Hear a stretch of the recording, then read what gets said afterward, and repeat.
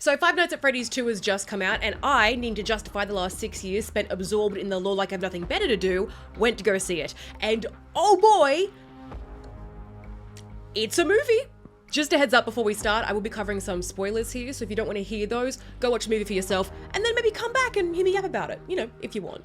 With that said, let's begin. We are back following Mike Schmidt and his sister Abby after the events of the first film, and it seems like their antics about tangling with possessed animatronics has put Freddy Fazbear's Pizzeria back on the map, because the town is getting ready to celebrate Fazfest, a Freddy Fazbear themed night of celebration, much to the disgust of Mike and Vanessa Afton, who is still very much processing the trauma one gets when their father is a child murdering, bunny suit wearing, recently impaled by spring traps psychopath. We're also introduced to Charlotte, who is Charlotte Emily in the games, a vengeful spirit who possesses the body of the marionette after she was killed at the original Freddy Fazbear's establishment 20 years prior.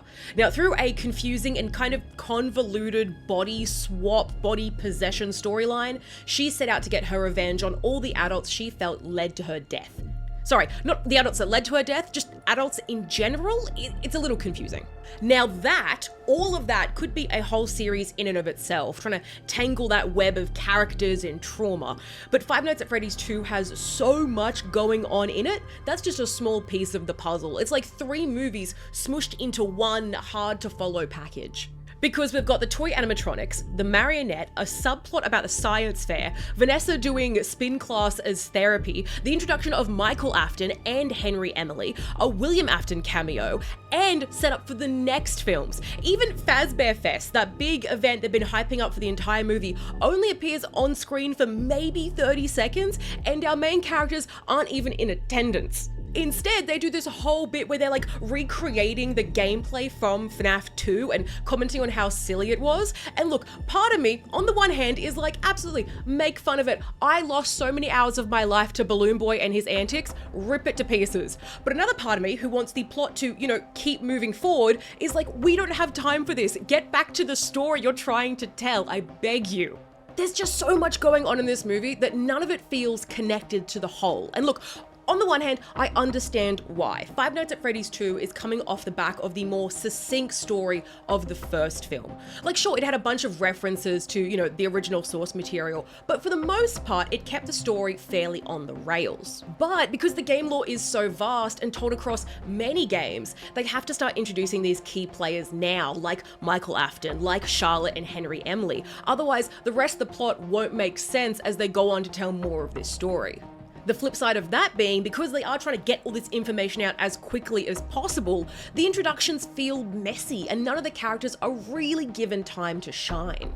For example, one of the biggest parts of Henry Emily as a character, his backstory, besides being Charlotte's dad, is that he used to work with William Afton. He was his business partner in the creation of the animatronics. He, if he had known, could have stopped William before it was too late, but he didn't. That bit of information is told in a voice memo at the end of the movie after the credits. Not the end credits scene. After that, the lights were on, people had left, and you're just remembering to tell us this vital piece of information now? What do you mean? Now, Michael Afton does get better treatment, but his reveal as Vanessa's brother is really awkward and feels like it was tacked on last minute.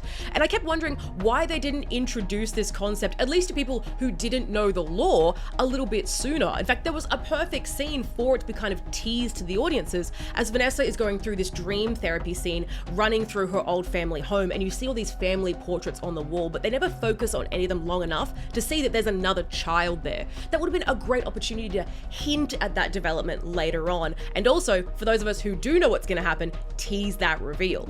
I think that's one of the biggest hurdles the Five Nights at Freddy's films are facing and will continue to face as they go further and further away from that core story of the first movie. In the games, information is rarely spoken aloud to you as the player. It's found through notes, through secret Easter egg modes, through environmental storytelling. But that takes a lot of time that movies do not have. And in this case, they're sacrificing that potential world building and character development in favor of just saying out loud what's happening. Which wouldn't be such a bad thing if they could lean on other elements to keep things interesting, like suspense or horror, but Unfortunately, Five Nights at Freddy's 2 is still bound by those same issues the first one had, the M rating, trying to appeal to as big of an audience age range as physically possible. Most jump scares are telegraphed pretty early on, and the kills that are there are either done off screen or cut away from very quickly, so it does kind of dampen that tension and suspense a bit. But for all my gripes about the lore accuracy of how the possession body switch thing works, the marionette scenes were very good. There's just something really creepy about elongated human torsos and bodies that the animatronics just can't capture on their own. So I'm glad they lent into that, not body horror, but more scary imagery. I think that was a really good choice. And it does bode well that Five Nights at Freddy's 3, which they did tease at the end of the movie, looks like it is more or less trying to follow the location canon of that game, which was set at Fazbear Fright, a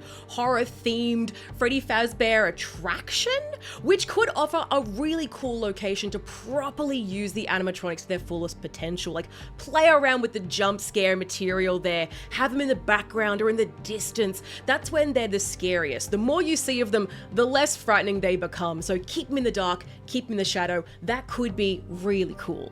Ultimately though, I think Five Nights at Freddy's 2 shot itself in the foot by simply trying to do too much. It's trying to appeal to too many markets all at the same time, trying to give the lore-hungry fans like myself enough to chew on. It's trying to pitch the next movie. It's just doing so much that nothing about this one was able to shine to its fullest. And that's a real shame.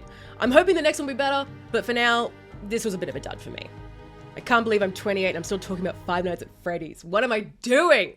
Having fun. I'm cringe, but I'm free.